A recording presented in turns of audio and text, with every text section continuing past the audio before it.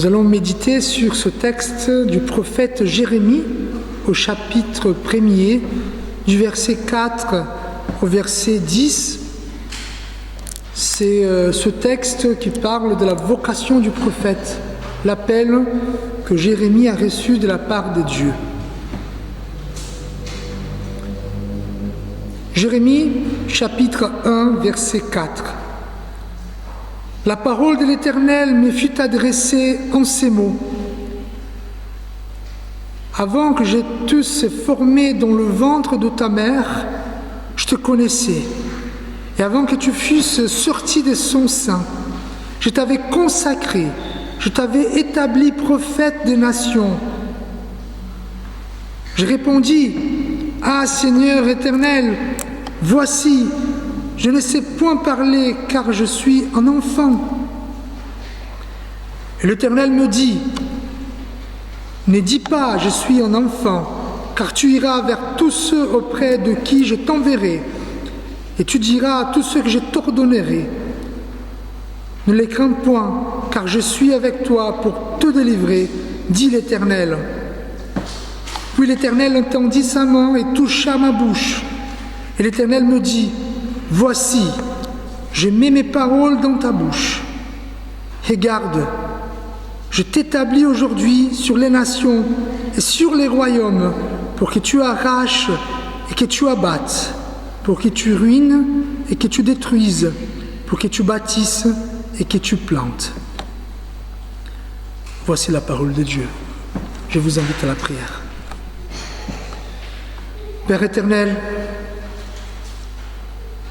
tu nous as adressé cette parole, déjà au peuple hébreu, bien avant, et maintenant à nous aujourd'hui, ici au temple du Mas d'Asile. Et cette parole trouve une demeure dans nos cœurs pour qu'on puisse grandir dans la foi, dans l'amour, dans l'espérance. C'est au nom de Christ que nous te prions. Amen. Nous avons ici Jérémie, l'un des grands prophètes de l'Ancien Testament. Jérémie qui a annoncé Jésus-Christ aussi. Jérémie, ça veut dire en hébreu « l'Éternel élève ». Il était un prêtre judéen, israélite, qui a vécu son ministère à Jérusalem pendant les dernières décennies du royaume de Juda. Comme on le sait, Israël était un seul royaume qui a été divisé en Israël du Nord, le royaume du Nord, et Juda, le royaume du Sud. Dieu a établi Jérémie comme prophète afin d'avertir le peuple de Dieu israélite judéen des graves conséquences auxquelles il s'exposait à cause de l'idolâtrie et des injustices dont il était coupable. Par leur infidélité, ils avaient rompu l'alliance conclue avec Dieu. Le peuple de l'alliance avait rompu cette alliance. Jérémie, dans son ministère, a annoncé également que l'empire babylonien, celui qui allait assujettir le royaume de Juda, Jérémie a annoncé également que ce royaume serait instrument choisi par Dieu pour exercer son jugement contre Juda, contre Israël, contre le peuple de Dieu. Et ainsi, Jérusalem allait être déportée en exil. La triste réalité que ces prophètes, que ces prophéties, la triste réalité est que ces prophéties se sont accomplies. Jérémie lui-même a vécu le siège et la destruction de Jérusalem. Il fut le témoin direct de l'exil. C'est intéressant comme ce livre a été construit, c'est parce que après le chapitre 36, après 20 ans, 20 années de prédication orale à Jérusalem, Dieu ordonne à Jérémie de rassembler tout ce qu'il avait reçu. Et ainsi, nous avons ce discours de ce livre connu comme les livres du prophète Jérémie. Chers amis, cette histoire n'est pas seulement celle d'Israël, elle est aussi la nôtre. Nous sommes, nous aussi, ce peuple que Dieu appelle sans cesse à revenir à lui. Ce peuple qui parfois a choisi l'idolâtrie. Ce peuple qui parfois a choisi de s'égarer. Jérémie annonce le Christ par ses paroles. Mais Jérémie lui-même, c'est un type, il préfigure la vie du Christ, rejeté par son peuple. Jérémie, qui était fidèle à sa mission malgré la souffrance, il devient une figure du Sauveur dans l'histoire de la rédemption. Pour nous, Jérémie, c'est juste un prophète du passé. Nous avons Jésus-Christ. Alors regardons un peu de près cette histoire, notre texte. Dieu assure au prophète Jérémie qu'il était destiné dès avant sa naissance à la mission qu'il devait accomplir. Et c'est là, cette certitude qui a donné un fondement pour Jérémie. Le fait de savoir, malgré la difficulté de sa mission, il savait que cette mission était donnée de la part de Dieu. C'est une mission divine. Jérémie, même s'il avait cette certitude qu'il était choisi par Dieu afin d'annoncer le salut, la destruction et le salut au peuple de Dieu, il avait constamment besoin du soutien spirituel de Dieu. Il connaissait ses faiblesses, ses incompétences. Et pour faire ce qu'il devait faire, annoncer à une nation qui était obstinée et rebelle, annoncer le salut, la destruction, il avait besoin de la force qui venait de Dieu.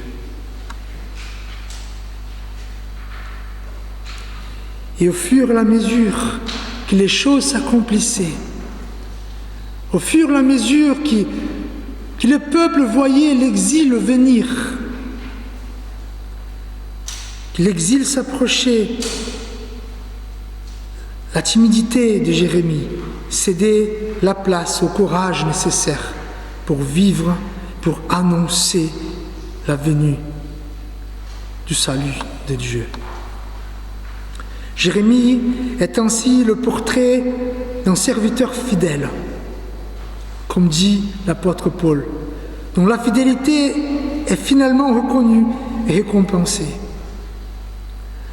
À cet égard, la vie de Jérémie illustre la stabilité et la persévérance que tout chrétien est appelé à manifester dans les plans de Dieu. C'est dans l'épreuve que la foi grandit, car Dieu pourvoit tout ce dont nous avons besoin. La vie n'est pas facile, frères et sœurs, mais il faut persévérer, être fidèle.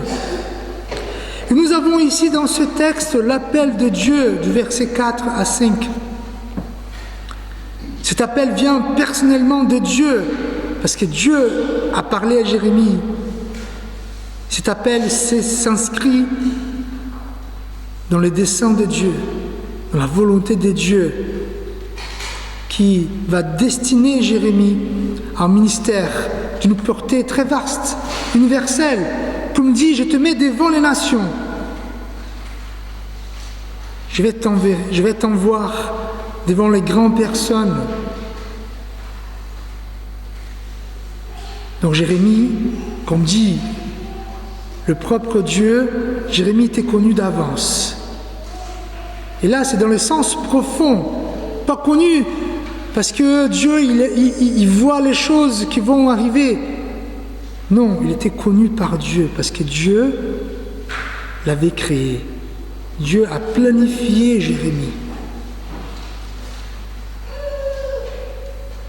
Et le choix de Jérémie comme messager de Dieu pour Israël, pour Juda, ne doit rien au hasard. Depuis sa conception jusqu'à sa consécration, Dieu avait préparé sa vie chacune des étapes de son existence. Et dans telles circonstances, Jérémie n'avait guère d'autre possibilité de se soumettre à l'appel que Dieu lui a adressé. Frères et sœurs, les instruments que Dieu choisit mettent parfois longtemps à être préparés. Parfois on se pose la question, pourquoi j'ai connu Jésus-Christ si tard? Pourquoi j'ai pris tant de temps pour changer? Ne vous inquiétez pas, tout est dans les plans, dans les desseins de Dieu.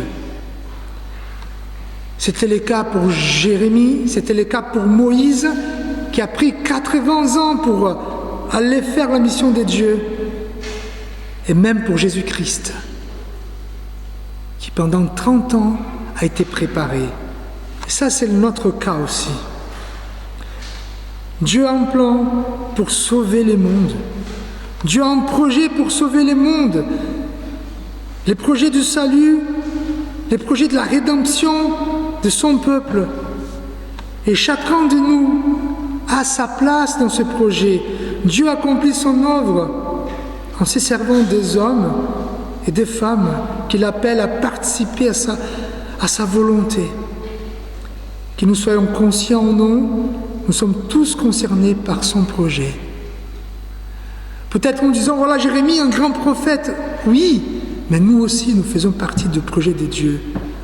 Tout au long de l'histoire de la rédemption, Dieu choisit des serviteurs pour une mission particulière. Jérémie, les prophètes, Jésus-Christ, l'Église, les apôtres, aujourd'hui encore chacun de nous. Et Dieu donne également une finalité à notre existence. Nous pensons souvent que notre vie consiste simplement à vivre, travailler, réussir ou survivre sur cette terre. Mais Dieu vient renverser cette vision limitée et très humaine. Il nous appelle à quitter une existence centrée sur nous-mêmes pour entrer dans son dessein. Il nous met sur son chemin afin que nous vivions pour lui, que nous participions à son œuvre et que notre vie trouve son véritable sens dans sa gloire.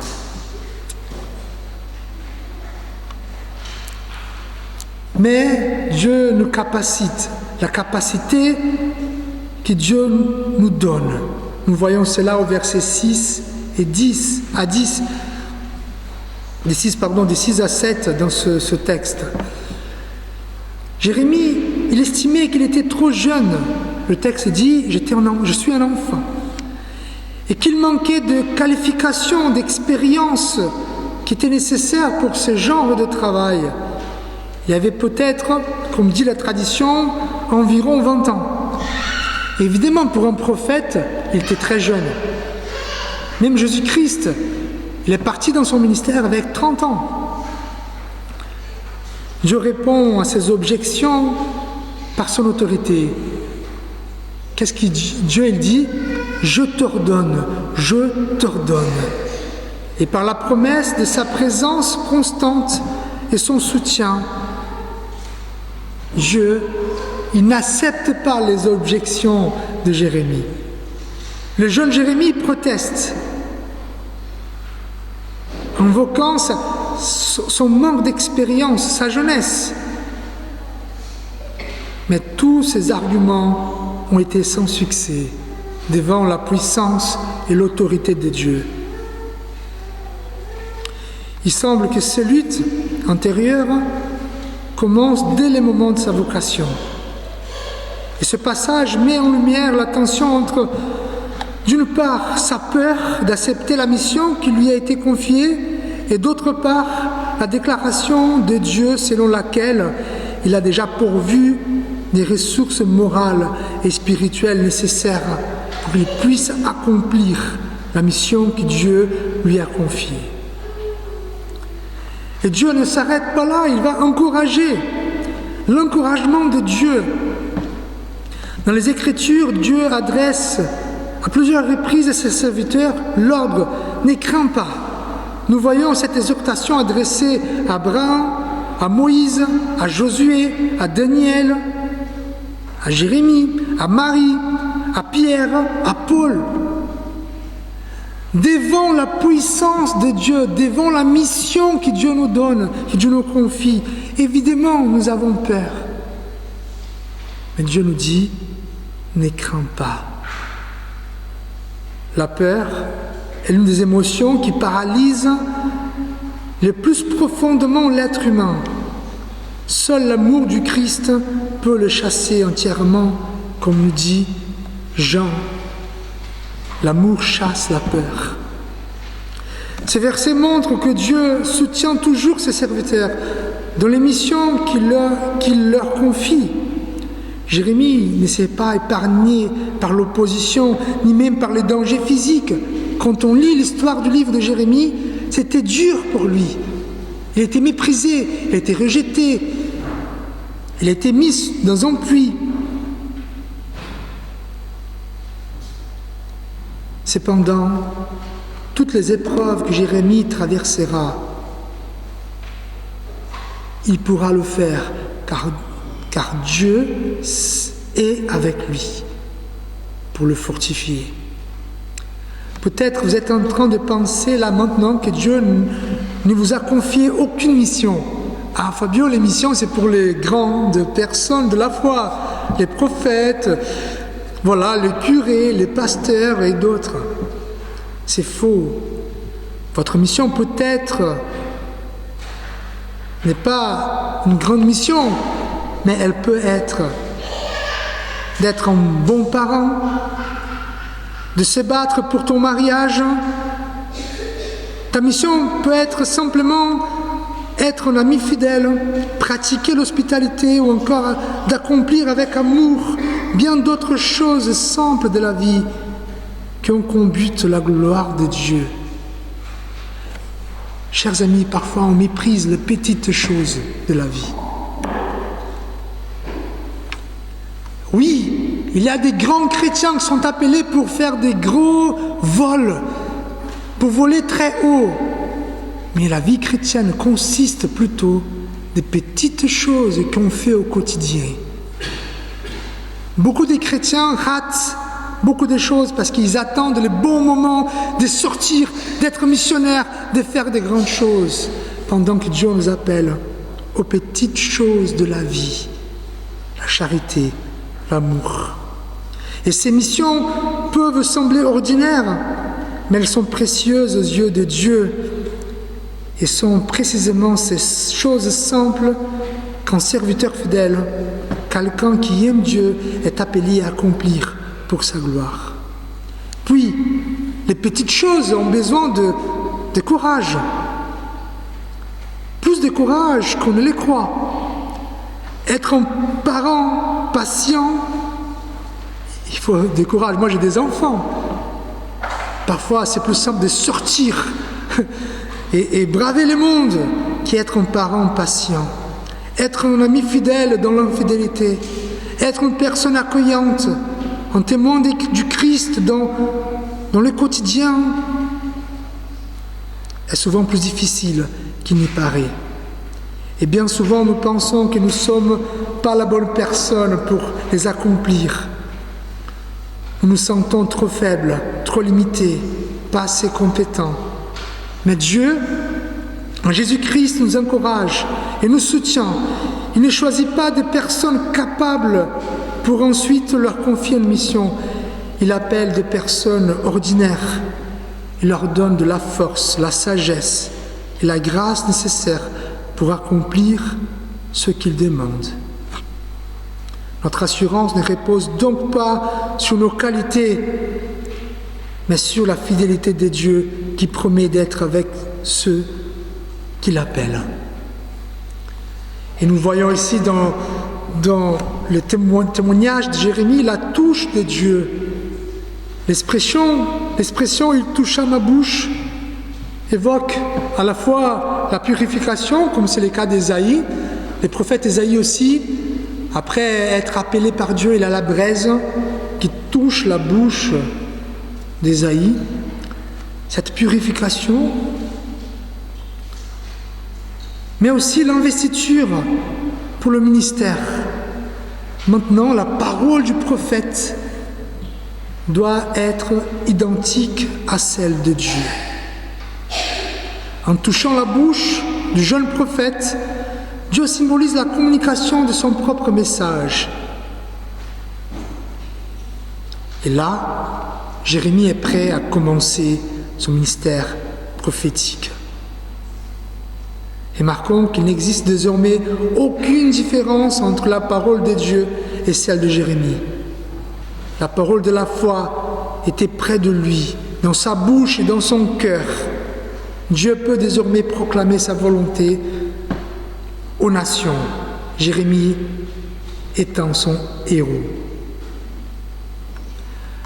Frères et sœurs, faire la volonté de Dieu exige de nous un cœur profondément attaché à lui, afin que nous recherchions une vie pure, corps et âme. Mais cela demande aussi un consentement antérieur à la perfection de sa volonté. Autrement dit, il nous faut croire que la volonté de Dieu est bonne, juste et parfaite, même lorsque nous ne la comprenons pas pleinement, auquel nous conduit sur des chemins inattendus. Cela veut dire, même ces simples choses que Dieu nous demande, parfois, il faut être attaché à Dieu. Même pas parfois, toujours il faut être attaché à Dieu. Parfois on dit, moi je n'arrive pas à faire ce que Dieu veut, je n'arrive pas à pardonner, je n'arrive pas à aimer. Tout cela est dépendant de la proximité que nous avons avec Dieu. Et quand on regarde la mission de Jérémie, c'est une mission compliquée. Cette mission, dans un premier temps, était une mission négative. Il parlait d'arracher, de renverser. Il parlait d'un peuple qui était idolâtre, un peuple corrompu, des dirigeants corrompus. Donc il devait parler à ces gens-là. Même aujourd'hui, si on ose dire quelque chose du gouvernement, contre le gouvernement, on peut se faire arrêter, persécuter. Et Jérémie devait faire pareil. Puis il devait annoncer de la part de Dieu que cette nation serait arrachée de l'alliance. Mais son ministère ne s'arrêtait pas là. Après, il parlera, après du jugement de Dieu, il parlera de bâtir, de planter de nouveau. La mission de Jérémie était unique, mais elle demeurait imparfaite, tout comme celle de Moïse, de Josué, de David et de bien d'autres serviteurs de Dieu. Chacune de ces missions participait au grand dessein de la rédemption, mais aucune ne pouvait, elle seule, sauver le monde. C'est pourquoi Jésus est venu, le seul à accomplir parfaitement la mission que le Père lui avait confiée, sauver son peuple par sa vie, sa mort, sa résurrection. En lui, le plan du salut trouve son accomplissement parfait. Après lui, toutes nos missions demeurent encore imparfaites. Nous ne sommes pas appelés à sauver le monde. Rappelons cela. Christ l'a déjà fait. Notre appel est plus humble, mais tout aussi essentiel. Avant de vouloir sauver ou changer le monde, efforçons-nous de vivre fidèlement selon la volonté de Dieu dans notre quotidien, là où il nous a placés. Et on peut se poser la question, quand serons-nous prêts? Quand serons-nous prêts à exécuter, à accomplir la mission que Dieu nous a confiée? Ce passage dépend avec une grande sensibilité et une profonde émotion l'intimité qu'unissait Dieu à son serviteur qu'il a choisi. Dieu s'y révèle comme un Dieu qui communique et respecte la personnalité de l'être humain. Il s'adresse à son peuple dans un langage compréhensible, intelligible. Dieu est également disposé à écouter des réponses réfléchies, des explications et même des objections. Et Jérémie, il parle à Dieu. Il dit les choses qui ne vont pas pour lui. Et nous pouvons conclure qu'entre Jérémie et Dieu, il y avait l'intimité. Il y avait une vraie relation entre les deux. Une relation d'amitié, paternité, d'intimité. Et donc pour conclure, je voulais vous dire, d'abord un appel, pensez aux missions petites ou grandes que Dieu vous a confiées. Peut-être abandonner une addiction, accorder votre pardon, changer certaines habitudes, affronter une maladie, traverser un deuil ou encore persévérer dans la foi au milieu des épreuves. Chacune de ces situations peut devenir une véritable mission que Dieu place sur votre chemin. Et donc, pour répondre à la question « Quand serons-nous prêts ?», nous serons prêts à les accomplir. Non lorsque nous nous sentirons suffisamment forts ou capables, mais lorsque nous vivrons dans une véritable intimité avec Jésus. C'est en demeurant en lui que nous recevons la force, le courage et la grâce nécessaires pour accomplir fidèlement sa volonté. Amen.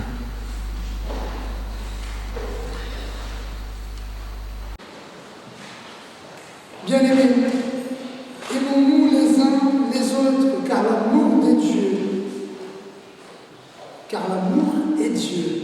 Et quiconque aime est né de Dieu et connaît Dieu. Bien-aimés, si Dieu nous a ainsi aimés, nous devons aussi nous aimer les uns les autres.